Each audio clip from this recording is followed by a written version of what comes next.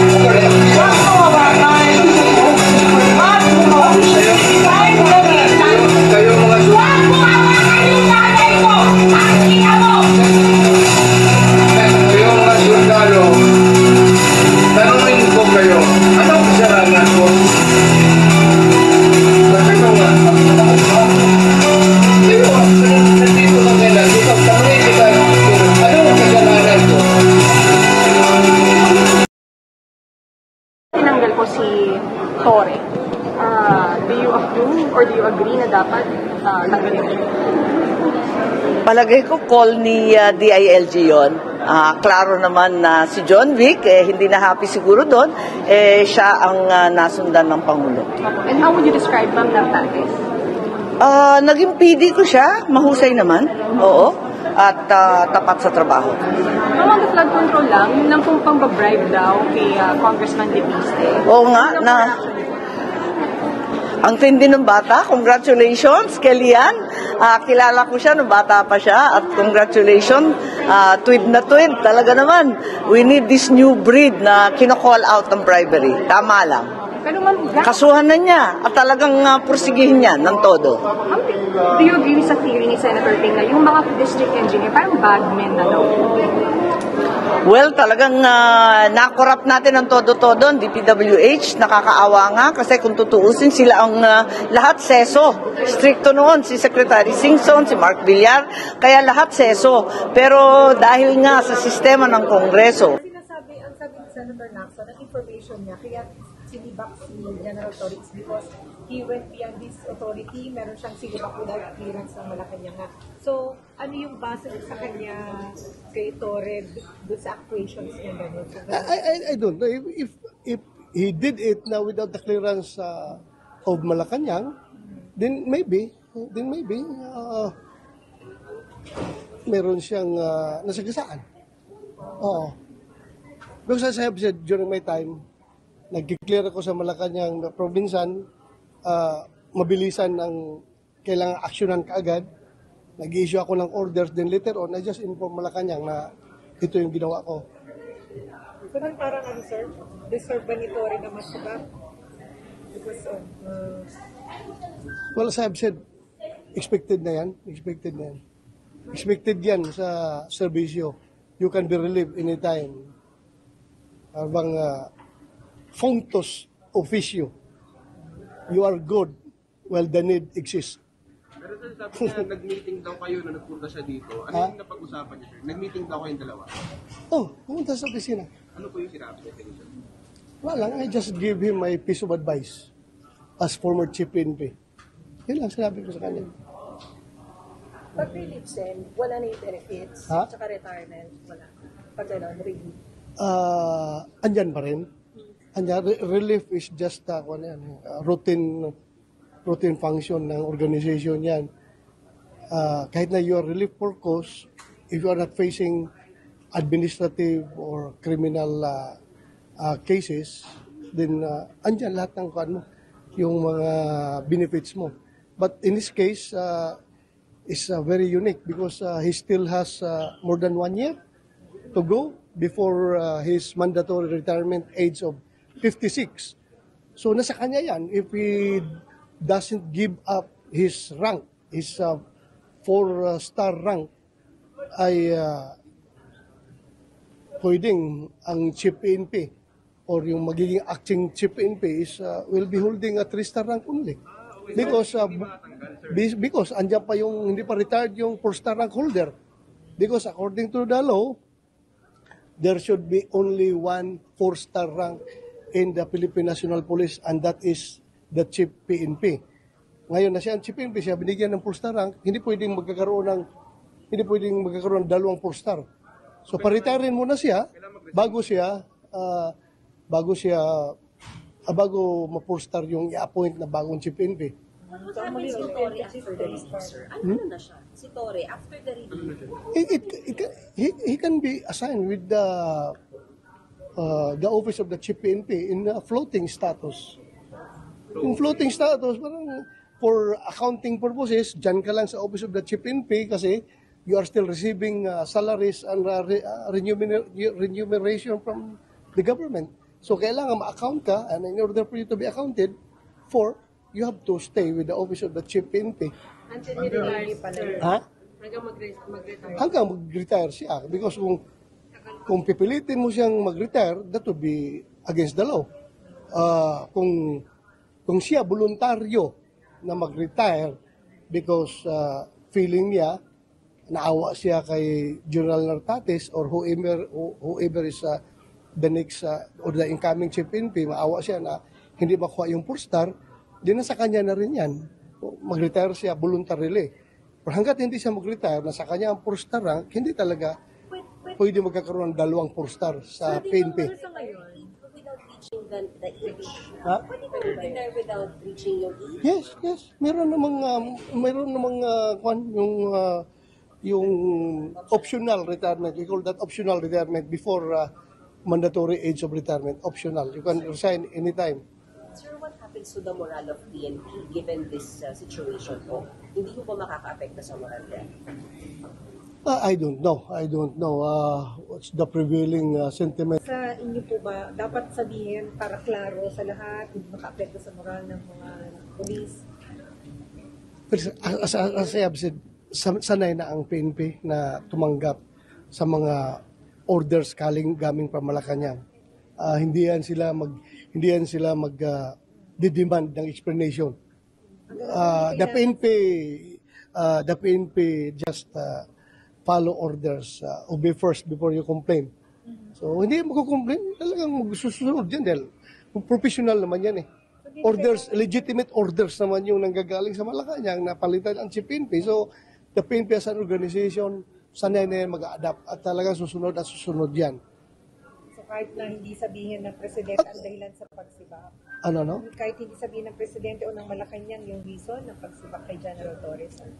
Well, prerogative na yan ng Pangulo kung magbigay siya ng rason. Otherwise, pwede naman niya sabihin na that is regular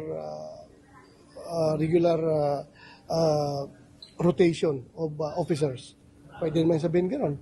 Gusto niyang palitan. Sir, considering yung... hindi ba parang nakaka-confuse naman? Binanggit pa siya ng Pangulo nung SONA, parang he still had the favor of the President nung SONA lang. And then ngayon bigla siyang nilagay. Will that not create confusion among PNP? As I've said, I cannot speculate. I cannot speculate. Sir, how do you feel? I cannot speculate. How do you feel about about what happened to Torre, considering yung role niya sa pag-arrest kay Pangulong Duterte at saka dun sa role niya dun sa raid sa KOJC compound? Well, I have to be clear about it. Galit ako sa kanya, sa ginawa niya kay Pastor Apollo Kibuloy at kay President Duterte. Pero ngayon naawa ako sa kanya dahil after nung ginawa niya lahat-lahat, binigyan siya ng posisyon, tapos sinibak lang rin siya. Galit ako naawa ako sa kanya. Because I've been there. What if ako ang nandyan, nakaupo, at sinunod ko lahat ng orders ng, nagbibigay ng orders sa akin. Lahat na ginawa ko. Kahit na, yung bordering to illegal acts. Unconstitutional acts, questionable acts. Ginawa ko na lahat-lahat. Pagkatapos, ngayon, tanggalin lang niyo ako ng unceremoniously. That's my opinion as a former chief PNP. Ganun yung feeling ko. But then, it doesn't erase na talaga masama ang loob ko niya sa kanya, sa ginawa niya panahon pa ni Pastor Kibuloy at panahon ni President Duterte yung ginawa niya. Masama ang loob ko sa kanya. But right now, naawa ako sa kinalalagyan niya. Until now, masama loob niya, sir? Ha? Until now, sir, masama? Yes! Hanggat hindi may balik si Pangulong Duterte, masama pa rin ang loob ko. Kahit na may balik, dahil ginawa yun eh. Sir, kahit admit kayo nung kahit humingi siya ng payo sa inyo nung nakaraan. Well, I had to be professional. I am the chairman of the Senate Committee on Public Order and Dangerous Drugs. I have the oversight function over the law enforcement community, and the PNP is greatly a part of it. So I have to be civil and to be professional. Kung kaharap ko sila, kahit nagalit ako, masama ang loob ko, I have to deal with him professionally. Action ko kay pagkakatanggal kay Chief Torre. Well, I think all of us were caught surprised about it, but at the end of the day, we respect the. It is what it is. Do you know Senator Tatis, and do you think capable siya of doing that? Not much of information, no. But again, at the end of the day, we respect the appointing authority. It's just, for me, it was kind of weird also na to realize na, di ba, 4-star relieve, tapos yung papalit 3-star. For me, that was kind of weird, but then after a while, I realized it's not the first time that it had happened, no. It happened before, so may precedent pa lang. Sir, on flood control, okay na. Sure. Right.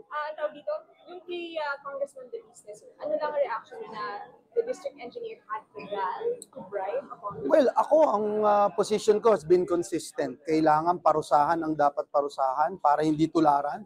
At hindi lang dito sa Batangas, sa 4 na sulok ng bansa, hindi po pwede na itong mga gawain na ganito ay hindi maparusahan. We have been calling for this for the past 3 years. 3 years. 3 years na po natin itong kinakalampag. But unfortunately, the past 3 years, wala hong nangyari. And I have been saying that. So I am praying and hoping this time around may mangyari po. Because I will also not be surprised kung wala na namang mangyayari. Nakakalungkot po. Sir, sabi po ni Senator Ping over the weekend, baka daw may mga senators na involved din kasi nakakapag-insert din ng budget. Your reaction? Sa akin, wala dapat santuhin kung sino man ang involved dito. Senador, kongresista, etc. But we also look into the facts dapat, no? Merong, katulad nung sa Bulacan na binisita ni Presidente, pati yung ghost projects, nasa NEP nasa National Expenditure Program. So it was not even an insertion. But I'm not saying na walang insertion na nangyari. So dapat lahat tignan po yan. And we should be careful about it dahil marami na, no? Maraming mga hakchaw. Unfortunately, alam niyo yan, sa media meron na din. Meron mga vloggers, etc. Napakasakit na ginagamit sila ng mga culprits para magturo ng iba, lituhin, para ma-divert yung attention at hindi ma-focus dun sa mga tunay na salarin. So open kayo, sir, ipatawag sila explorable to mga lahat po dapat, no, ang importante dito makita natin to holistically at hindi to dapat piecemeal, hindi to dapat targeted lang sa isang lugar, kundi talagang at the end of the day masolve yung problema. So your reaction mo lang dun sa nangyari sa Batangas, yung pag-drive di umano kay Congressman De Vista? Maganda yung ginawa. Kaya usap ko ni Loren, sabi ko, bilib ako sa anak ko. Pero sir, dapat mapatawag itong PWH engineer na to. Dapat patawag. It's up to Senator Marcoleta, who is the chair. Call niya yun. Sir, do you believe na baka bagman na itong mga district engineer gaya ng theory ni Senator Lacson? Marami sa kanila, pero wag natin lahatin. Pero majority of them, as things nakikita naman natin, prospered, maraming nababanggit mga pangalan. So, dapat sila mapatawag din. So, again, it's up to Senator Marcoleta. So, hilingin nyo din na mapatawag si Congressman De Vista. Pwede ba i-request? It's up to Senator Marcoleta. And then it's up to him kung papatawag niya o hindi. Nasa kanya yun. Call niya yun eh. So ako... Pero lang kay Torres, sir. Effective immediately, sir. Well, nagkakaroon na ng medyo tense. Matagal na. So, to ease the tension, so Malacanang made the decision and I respect the decision of Malacanang. Yeah. Sa ayos ang district engineers, do you think yung sinasabing sindikato is just in specific places like Bulacan or tingin niyo po mas widespread dito, sir? I think it's widespread.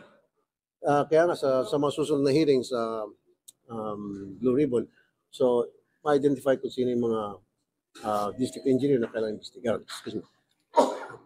Oh, matagal na tayo. Sir, ano lang masasabi ko? Parang nakakapal ng mukha district engineer to bribe a congressman. Kaya nga, dapat makasuhan siya dahil nag-iimbestiga, inimbestigan sila sa kanilang kalokohan and then manunuhol sila. Yun naman talagang gawain ng mga karamihan sa mga loko-loko, karamihan sa mga kawatan. So, para makaiwas sila doon sa... Hindi naman natin, ilan ang hinugin yung araw na ito, sir? Sa iba-ibang mga krimen. Ilan ang binigyan ng ganitong... Kasi nandito kayo na